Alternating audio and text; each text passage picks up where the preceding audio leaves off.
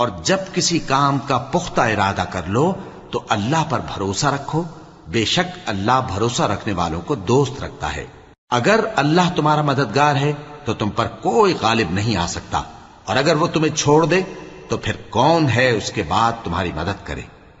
اور مومنوں کو تو چاہیے کہ اللہ ہی پر بھروسہ رکھیں، اور کبھی نہیں ہو سکتا کہ کوئی پیغمبر خیانت کرے، اور خیانت کرنے والوں کو قیامت کے دن خیانت کی ہوئی چیز اللہ کے روبرو لا حاضر کرنی ہوگی، پھر ہر شخص کو اس کے اعمال کا پورا پورا بدلہ دیا جائے گا، اور ان کے ساتھ بے انصافی نہیں کی جائے گی۔ بھلا جو شخص اللہ کی خوشنودی کا تابع ہو وہ اس شخص کی طرح ہو سکتا ہے جو اللہ کی ناخوشی میں گرفتار ہو، اور جس کا ٹھکانہ دوزخ ہے اور وہ برا ٹھکانہ ہے۔